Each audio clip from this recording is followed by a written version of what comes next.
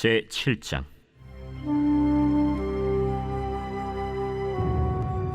솔로몬이 기도를 마침에 불이 하늘에서부터 내려와서 그 번제물과 제물들을 사르고 여호와의 영광이 그 성전에 가득하니 여호와의 영광이 여호와의 전에 가득하므로 제사장들이 여호와의 전으로 능히 들어가지 못하였고 이스라엘 모든 자손은 불이 내리는 것과 여호와의 영광이 성전 위에 있는 것을 보고 돌을 깐 땅에 엎드려 경배하며 여호와께 감사하여 이르되 선하시도다. 그의 인자하심이 영원하도다. 이에 왕과 모든 백성이 여호와 앞에 제사를 드리니 솔로몬 왕이 드린 제물이 소가 22,000마리요 양이 12만 마리라. 이와 같이 왕과 모든 백성이 하나님의 전에 낙성식을 행하니라. 그때 제사장들은 직분대로 모셔서고 레위 사람도 여호와의 악기를 가지고 섰으니 이 악기는 전에 다윗 왕이 레위 사람들에게 여호와께 감사하게 하려고 만들어서 여호와의 인자하심이 영원함을 찬송하게 하던 것이라. 제사장들은 무리 앞에서 나팔을 불고 온 이스라엘은 서 있더라. 솔로몬이 또 여호와의 전 앞들 가운데를 거룩하게 하고 거기서 번제물과 화목제의 기름을 드렸으니 이는 솔로몬이 지은 놋제단이 능히 그 번제물과 소제물과 기름을 용납할 수 없음이더라. 그때 솔로몬이 7일 동안 절기를 지켰는데 하맛 어귀에서부터 애굽 강까지의 온 이스라엘의 심히 큰 회중이 모여 그와 함께 하였더니 8째 날에 무리가 한 성회를 여니라. 제단의 낙성식을 7일 동안 행한 후 이 절기를 7일 동안 지키니라. 7째 달 제23일에 왕이 백성을 그들의 장막으로 돌려보내매 백성이 여호와께서 다윗과 솔로몬과 그의 백성 이스라엘에게 베푸신 은혜로 말미암아 기뻐하며 마음에 즐거워하였더라. 솔로몬이 여호와의 전과 왕궁 건축을 마치고 솔로몬의 심중에 여호와의 전과 자기의 궁궐에 그가 이루고자 한 것을 다 형통하게 이루니라. 밤에 여호와께서 솔로몬에게 나타나사 그에게 이르시되 내가 이미 네 기도를 듣고 이곳을 택하여 내게 제사는 성전을 삼았으니 혹 내가 하늘을 닫고 비를 내리지 아니하거나 혹 메뚜기들에게 토산을 먹게 하거나 혹 전염병이 내 백성 가운데에 유행하게 할 때에 내 이름으로 일컫는 내 백성이 그들의 악한 길에서 떠나 스스로 낮추고 기도하여 내 얼굴을 찾으면 내가 하늘에서 듣고 그들의 죄를 사하고 그들의 땅을 고칠지라. 이제 이곳에서 하는 기도에 내가 눈을 들고 귀를 기울이니 이는 내가 이미 이 성전을 택하고 거룩하게 하여 내 이름을 여기에 영원히 있게 하였습니다. 내 눈과 내 마음이 항상 여기에 있으리라. 네가 만일 내 앞에서 행하기를 네 아버지 다윗이 행한 것과 같이 하여 내가 네게 명령한 모든 것을 행하여 내 율례와 법규를 지키면 내가 네 나라와 왕위를 견고하게 하되 전에 내가 내 아버지 다윗과 언약하기를 이스라엘을 다스릴 자가 내게서 끊어지지 아니하니라 한 대로 하리라.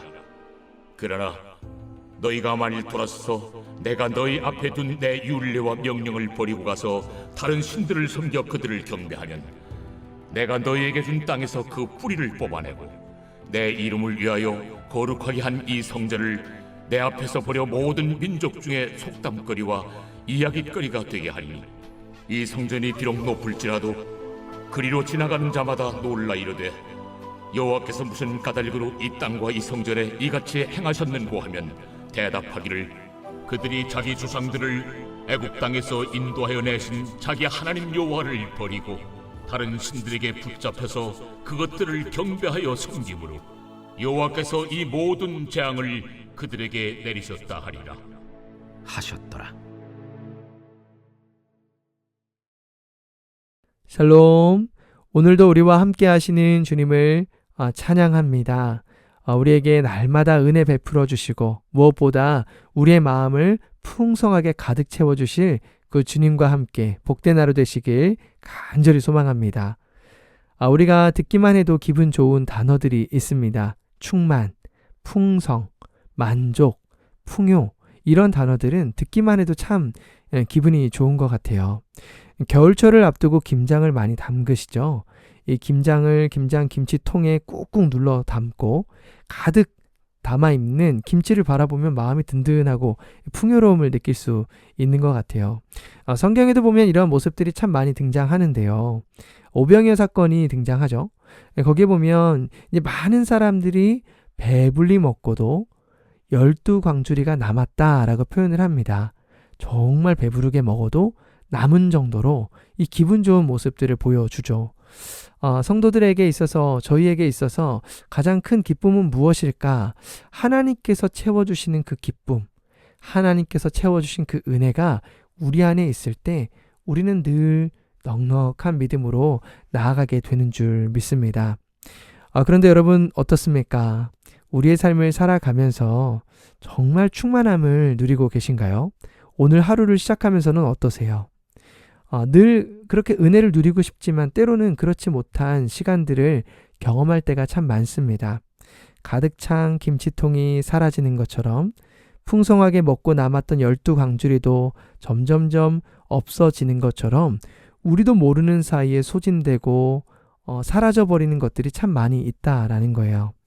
세상에서 채우고자 하는 많은 것들은 아무리 많이 담은 것처럼 느껴져도 그 끝이 있다라는 것이죠. 그런데 성경에 보면은요, 이 세상의 것과는 다른 그 충만함을 보여주는 장면들이 나타납니다. 우리가 추구해야 될 그 충만, 그 기쁨은 무엇일까? 오늘 본문에서 우리가 함께 살펴보기를 원하는데요. 오늘 본문에는 여호와의 영광이 성전에 충만했다, 가득했다라고 말하고 있어요. 솔로몬이 기도를 마치자 제물 위에 불이 내려와서 제물을 다 태웠고요. 성전에 여호와의 영광이 가득했다라고 기록을 합니다. 충만하다. 물의 잔이 가득 채워지는 것뿐만 아니라 흘러넘치는 장면을 상상하게 되죠. 참 기분 좋은 모습입니다. 그런데 여호와의 영광이 충만하다라는 것이요, 단순하게 그냥 기분 좋은 어떤 웃음을 나타내는 것이 아니라요, 사람들의 반응을 보면 조금은 다른 모습들이 등장을 해요. 제사장들이 그 영광에 압도되어서 성전에 들어갈 수 없는 상태가 되었다라고 이야기를 합니다. 이스라엘 백성들은 어떻습니까? 그들은 그 영광을 보고요, 땅에 엎드려 경배했다라고 이야기합니다. 그런데 이 땅이요, 그냥 땅이 아니라요, 돌을 깐 땅이에요. 그러니까 넓은 돌을 깔아놓고 그 넓은 돌이 깔려있는 그곳에 엎드려 있다라는 것이죠. 여러분, 저희가 누군가에게 엎드린다라고 할 때는요, 쉽지 않죠. 그런데 돌이 있는 곳에 엎드린다라는 것을 상상해 본다면 얼마나 그 영광 앞에 압도되었는지, 그 영광 앞에 우리가 얼마나 경외하는 마음으로 반응했는지를 볼 수가 있다라는 것이죠. 여호와의 영광만이 가득한 곳, 그곳이 바로 성전이었다라는 것입니다. 무엇으로도 채울 수 없었죠. 다른 어떤 것으로도 그 영광을 채울 수가 없습니다. 사람의 힘과 방법으로 불가능하고요. 하늘에서 불을 내리시고 하나님의 영광을 부어주시는 하나님의 능력이 있을 때만 가능하다라는 것이에요. 여러분, 우리의 삶에 하나님의 임재가 가득하기를 원하시죠? 우리의 힘과 우리의 능력으로 가능하겠습니까?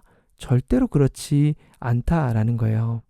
하나님의 영광이 임재가 가득했던 모습들을 가만히 보면은요, 이 역대하 6장에 그 어떤 솔로몬의 기도가 있었는지, 그 기도의 어떤 반응으로 나타나는지를 연결해 보면 우리가 힌트를 느낄 수가 있습니다. 솔로몬의 기도의 내용들을 그냥 정리해 보면 이런 내용들이에요. 하나님을 높이는 내용이죠. 천지의 주와 같은 분은 없으십니다. 오직 하나님만이 영광을 받으실 수 있고 하나님의 약속대로 모든 것이 이루어지는 줄 믿습니다 라는 고백이 담겨져 있죠.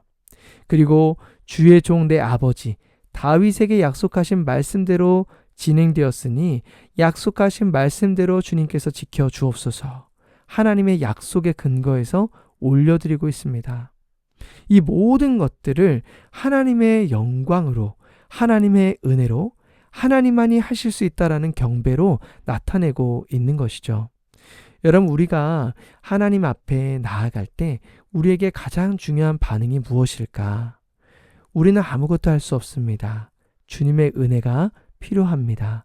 오직 주님의 은혜로 우리를 가득 채워 주시옵소서. 그 믿음을 가지고 나아가는 것이 너무나 중요하고 당연한 일일 수 있다라는 것입니다. 성전을 이야기할 때요.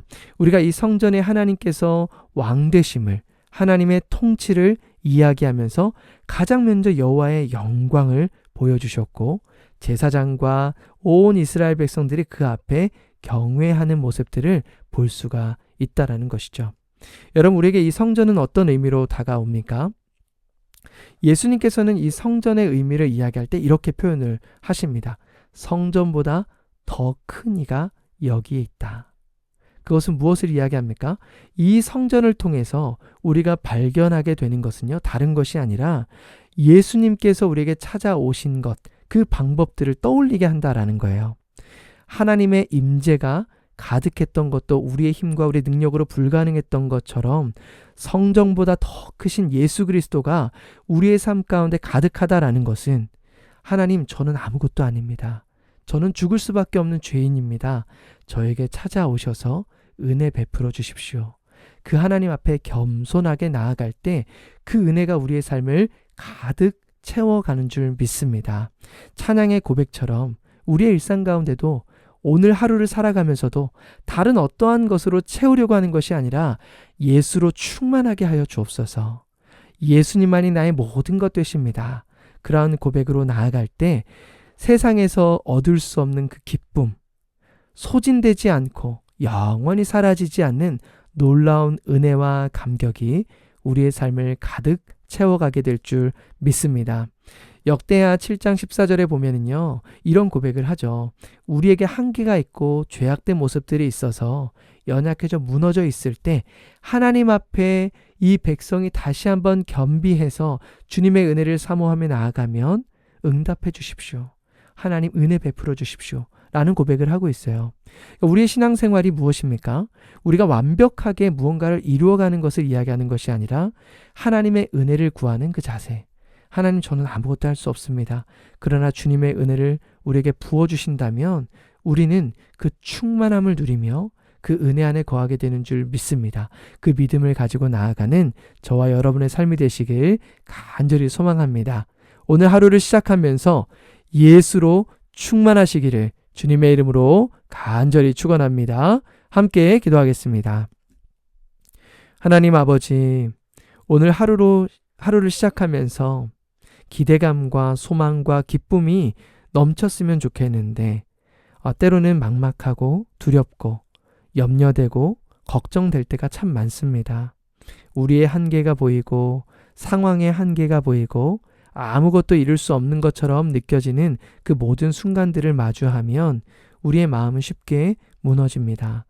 그러나 주님께서 우리에게 찾아오실 때 우리가 죄인 되었을 때 우리를 구원해 주셨을 뿐만 아니라 우리의 인생을 충만하게 채워주신 줄 믿습니다. 주님을 의지하며 나의 어떠함이 아니라 내 안에 예수로 충만하기를 원하오니 우리에게 찾아와 주시고 은혜 부어 주시옵소서. 주님께서 함께 하실 줄 믿사옵고 예수님의 이름으로 기도드립니다. 아멘. 오늘도 말씀을 붙들고 또 함께 교회를 위해서 기도하겠습니다.